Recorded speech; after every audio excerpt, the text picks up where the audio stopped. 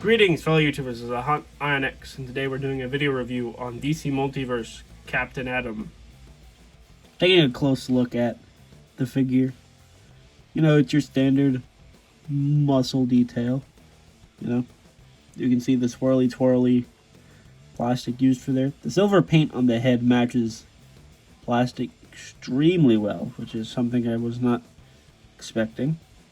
So, when it comes to his accessories, Captain Atom has some effect parts which fit on fairly easily.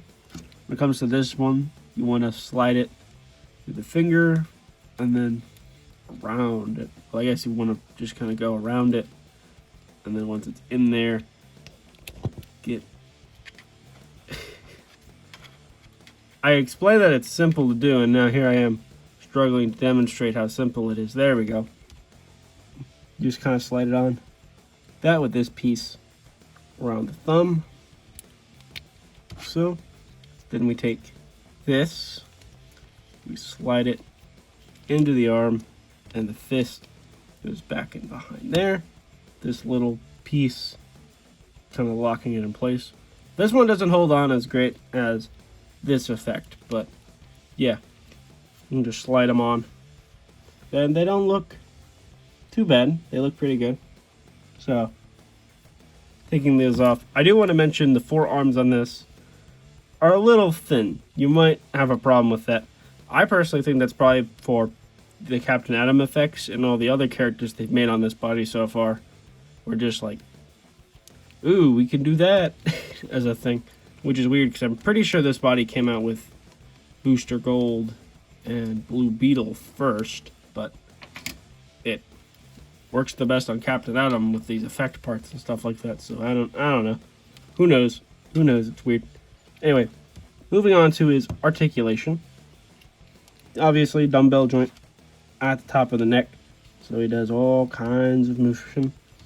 Can't look down the greatest, but up, it's really good.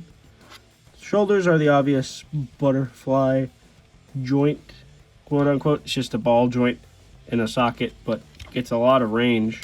So you wiggle it around really good. Obviously, arm moves out and then it goes down. Double jointed elbows, as well as a swivel at the bicep, and then a wrist hinge that does that, and obviously swivels around at the waist. Now, this is always the part that's always controversial on DC Multiverse figures, and that's because, well, I mean, look at that. That's not great.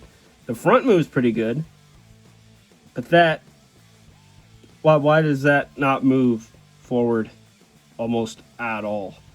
Which, I mean, is fine for someone like Captain Atom. I mean, he's a flying character. You're going to want him to arch back to fly, and he does do that. But, like, they're coming out with a Nightwing on this body soon.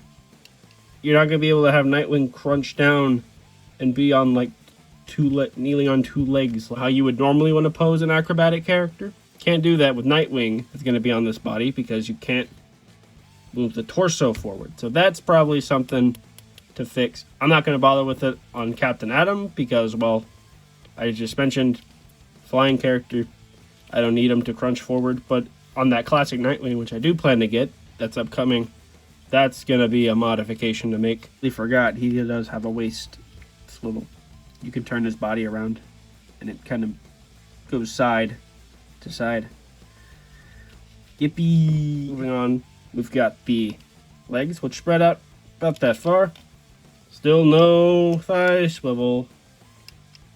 Oh boy, it's great. It's great. Love it when they don't do that. Double jointed knees, and then your wrist balls that do the whole crunch way down, crunch forward, swivel, and a toe bend.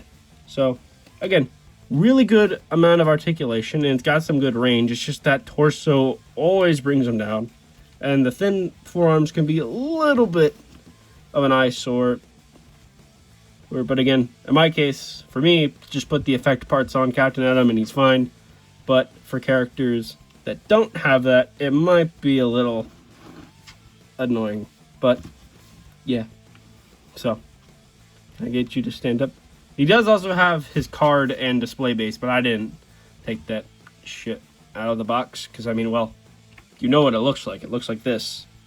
So we're just going to move right on to the size comparison. For size comparison, here's Captain Atom next to Page Puncher Superman. Really excited for the upcoming light blue Superman version of this. Just need to switch out those hands. Those hands are stupidly big. And Kylo Rayner Green Lantern, one of my favorite DC Multiverse figures so far.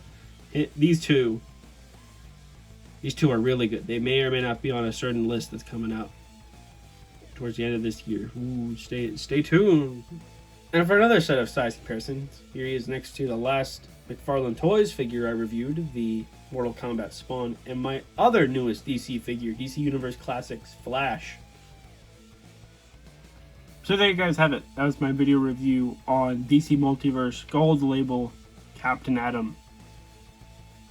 It's a pretty good figure, but obviously being a McFarlane Toys DC Multiverse figure, there's a lot of quirks there that you could definitely modify yourself to kind of make it a little better. Like the whole torso not moving forward all the way, which is really disappointing. But again, on a character like Captain Atom, it's not really a problem, but it's more of the other characters they plan to make on this body. I have a problem with it not being able to move that much. Obviously the thigh swivels still not being a thing is disappointing, but I mean, what are we going to do at this point? Overall, again, a good figure, just some little quirks here and there. So, if you liked the video, give it a like, comment down below, subscribe, and check out my other videos on the channel, as well as my social medias in the description down below. And until next time, you guys, peace.